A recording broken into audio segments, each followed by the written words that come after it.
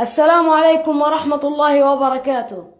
أخيرا ما كنا نخشاه سوف يحدث.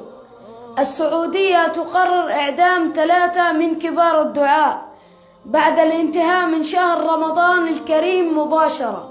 هؤلاء الدعاة هم الشيخ سلمان العودة، والشيخ عوض القرني، والشيخ علي العمري.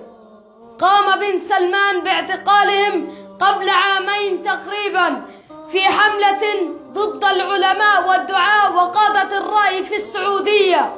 حاكموهم في جلسات سرية بتهمة دعم الإرهاب، ولم يعطوهم أي حق من حقوقهم للدفاع عن أنفسهم.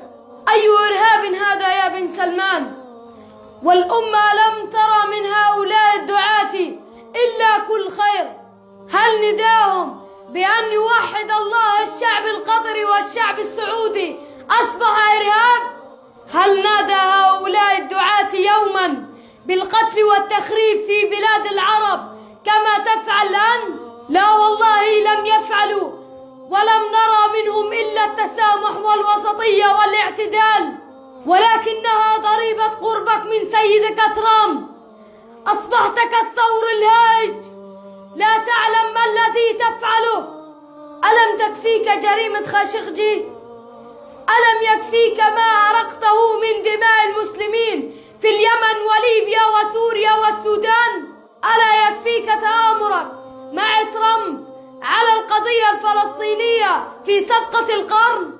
ألا يكفيك فتح المراقص والسينما وإفساد أخلاق الناس وتحويل السعودية إلى علمانية؟ هل تعي ما هي حرمة إراقة دم المسلم؟ فما بالك لو كان داعية. اتق الله يا ابن سلمان، واعلم أن الله سوف ينتقم منك عاجلا غير آجل، ولن تفلت من العقاب.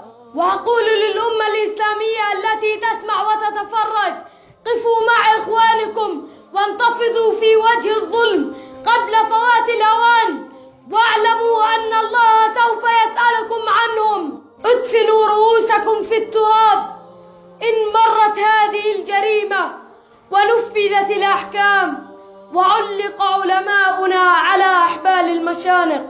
وأقول لكل العلماء والشيوخ والدعاة في سجون الطواغيت: إن الله معكم ولن يترككم، وحسبكم الله ونعم الوكيل، وحسبكم الله ونعم الوكيل، وحسبكم الله ونعم الوكيل.